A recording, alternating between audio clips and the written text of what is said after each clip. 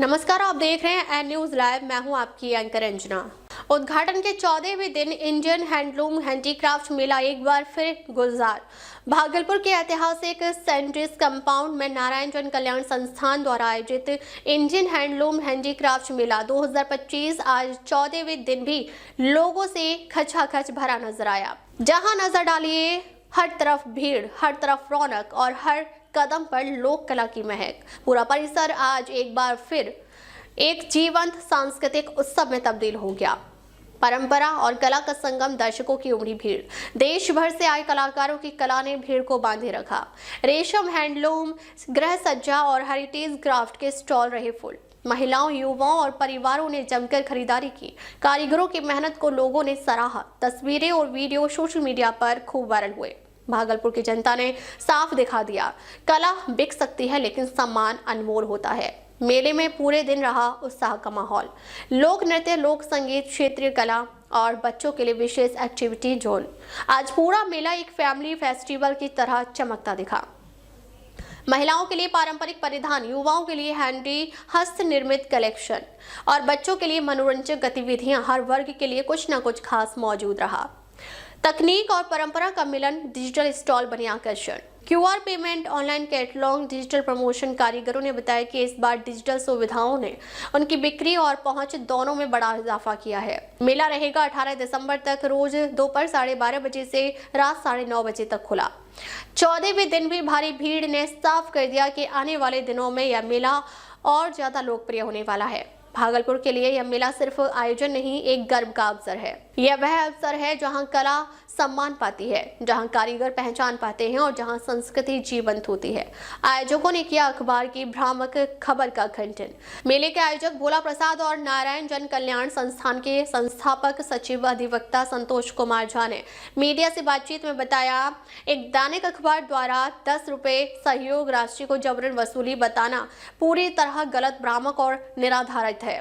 हम पारदर्शिता के साथ काम करते हैं। उन्होंने आगे कहा, सामाजिक सरोकार के लिए, व्यवस्था संचालन के लिए, सुरक्षा और सफाई के लिए 10 रुपए की सहयोग राशि लेना आखिर किस तरह का गुनाह है। आयोजकों ने स्पष्ट किया कि यह छोटी सी सहयोग राशि पूरी तरह स्वैच्छिक है और मेले के संचालन में सहायक होती है। जबरदस्त रिस्पांस और आयोजकों का हौसला और बढ़ाया। 14 दिन बाद भी मेले की रौनक कम नहीं बल्कि दोगुनी हो चुकी है। भागलपुर के लोगों ने अपने व्यवहार और समर्थन से यह साफ कर दिया, यह मेला उनकी सांस्कृतिक पहचान बन चुका है। मैं हूं आपकी होस्ट, आपके दोस्त अंजना। फिलहाल लेती हूं एक छोटा सा ब्रेक, लेकिन आप देखते रहिए एन न्यूज लाइव, आपकी आवाज, आपका चैनल। नमस्कार, आप देख रहे हैं एन न्यूज लाइव और मैं हूं संतोष कुमार झा। नारायण जन कल्याण संस्थान द्वारा आयोजित हैंडलूम हैंडीक्राफ्ट मेला में हम आए हुए हैं, सेंट्रिस कंपाउंड भागलपुर। और मेला की खूबसूरती के बारे में क्या ही कहना है, ये मैं नहीं बताता हूँ, ये हमारा विजुअल भी बताएगा। और मैं दिखाना चाहता हूँ यहाँ के मेले का सदृश्य। पूरे देश से लगभग 20 राज्यों से बुनकर आए हैं, आर्टिजन आए हैं, हस्तकरघा हस्तशिल्प के लोग आए हैं। आज हमारे साथ इस मेले के आयोजक भोला प्रसाद गुप्ता जी हैं। हम जानते हैं उनसे मेले की खासियत के बारे में। बहुत बहुत स्वागत है हमारे चैनल में। हाँ, मेले के बारे में बताइए। सबसे पहले आपको बहुत बहुत धन्यवाद। आप एन न्यूज लाइव के सभी साथी को धन्यवाद। मेला का खासियत ये है कि ठंडा, इसे सर्दी घुसता है ना ठंडा, तो इस प्रकार का मेला हर भारत के विभिन्न राज्यों में लगना चालू हो जाता है। सरकारी माध्यम से हो, सरकार के माध्यम से हो या हम लोग के संस्था के माध्यम से हो।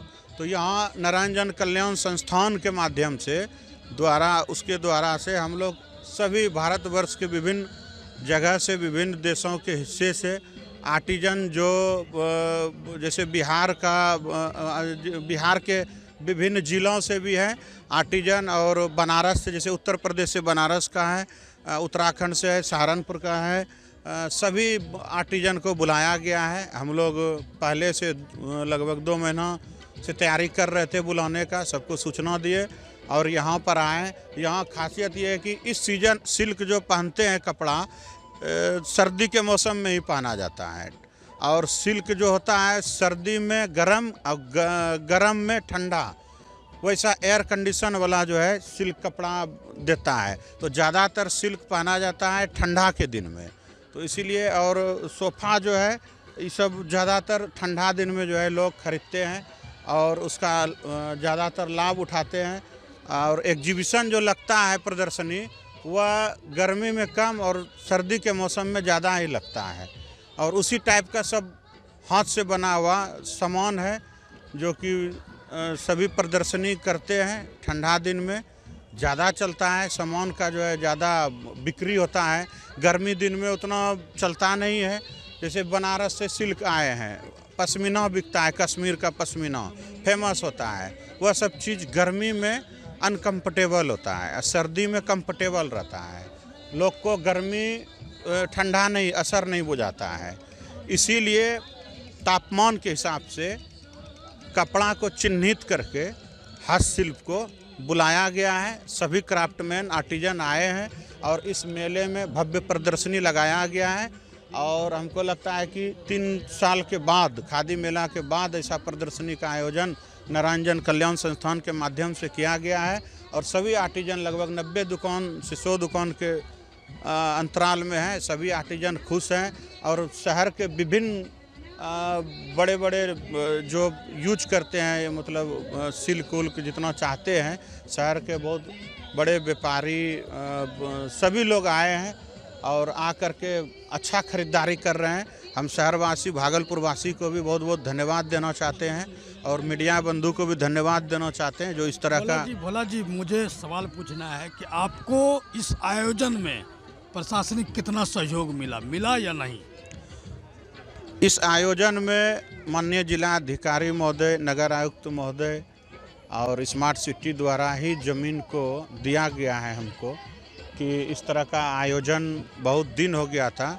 चूँकि इलेक्शन के टाइम में सभी मेला को प्रतिबंधित था, फिर इलेक्शन के बाद प्रतिबंध चालू हुआ तो हमको जगह उपलब्ध कराया गया है। जगह का हम जो शुल्क है वह भर करके सभी आर्टिजन के द्वारा इस नारायण जन कल्याण संस्थान के माध्यम से सहयोग मतलब सही प्रशासनिक विभाग से सहयोग के द्वारा ही जो है संभव हुआ है मेला।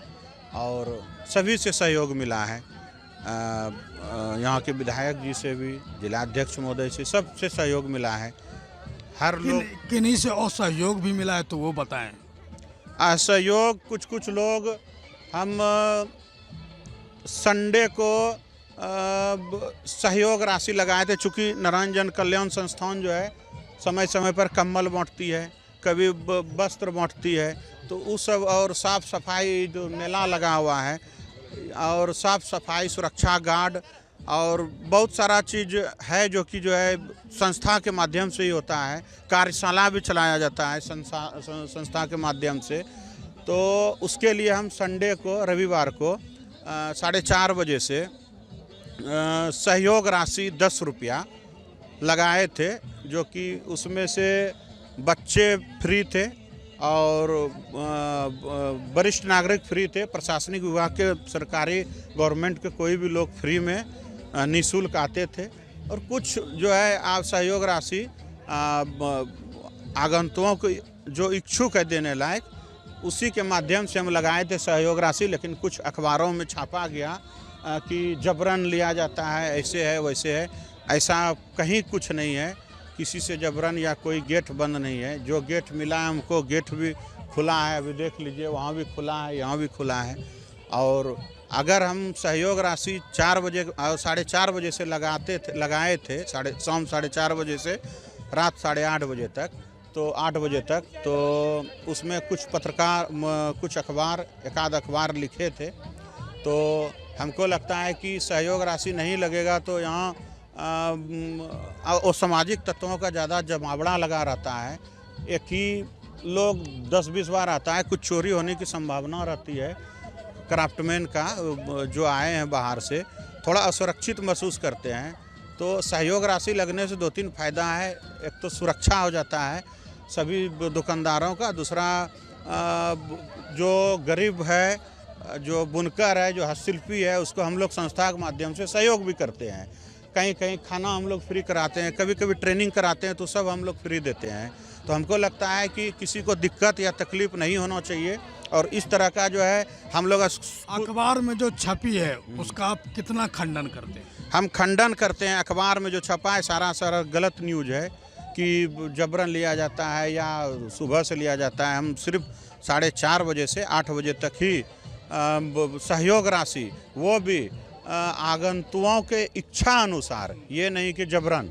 और हम बहुत सुरक्षा व्यवस्था करते हैं। ये सब जो है कि ये नहीं कि दुकानदार से भी जितना यहाँ खर्च होता है उतना हमको कोई भी अमाउंट भी नहीं आता, पैसा भी नहीं आता है। तो संस्था के माध्यम से होता है। तो और पिछले जितना भी मेला टाइप का प्राइवेट में लगा है सब में 10 रुपया शुल्क रहता था। हम खुद शुल्क दे के यहाँ पर आते थे। पिछला डिज्नीलैंड भी लगा था, वो तो 20 रुपया शुल्क रखा था, लेकिन हमने कोई शुल्क नहीं रखा। शुरू में फ्री था, सिर्फ संडे को हम लोग सहयोग राशि है। हमको लगता है किसी अखबार को दिक्कत नहीं होना चाहिए, क्योंकि हम लोग भी स्थानीय बुनकर हैं। हम खुद स्वयं बुनकर हैं। लोधीपुर हमारा घर है, भोला प्रसाद गुप्ता नाम है मेरा, और हम खुद बुनकर हैं, बिलोंग करते हैं बुनकर परिवार से, बुनकर पुत्र हैं। इसलिए किसी को तकलीफ़ नहीं होना चाहिए। अगर कुछ समस्या है तो हमको बुलाएं, हम मिलेंगे उनसे। कोई दिक्कत नहीं होना चाहिए उनको। बहुत बहुत धन्यवाद। तो ये थे मेला के संयोजक भोला प्रसाद गुप्ता। अब मैं बताऊं, मैं संतोष कुमार झा, नारायण जन कल्याण संस्थान का संस्थापक सचिव। हमारा संस्था 2016 में रजिस्टर्ड है। हमारा संस्था का 10 साल हो गया। इस 10 साल में हमने dedicated to rural development, science and environment, ग्रामीण विकास, विज्ञान और पर्यावरण के लिए अनेकों काम किए बिना कोई फंडिंग की। नियमता की हम नहीं चाहते सरकार की कोई फंड। हम अपने सदस्यों से चंदा चिट्ठा करके काम करते हैं और इस तरह उत्तरोत्तर करते रहेंगे। मेरा कहना है कि हम संस्थागत हैं तो मेरी गलती क्या है? हम संस्थान से ग्रामीण विकास करना चाहते हैं, नवाचार को बढ़ावा देना चाहते हैं, तो हमारी गलती क्या है? हमें बताया जाए। कैमरा पर्सन राकेश के साथ मैं Santosh Kumar Jha, N news live, Bhagalpur. अब तक के लिए बस इतना ही। फिर मिलते हैं एक ऐसी ही खास खबर के साथ। अब तक के लिए नमस्कार और देखते रहिए एन न्यूज़ लाइव।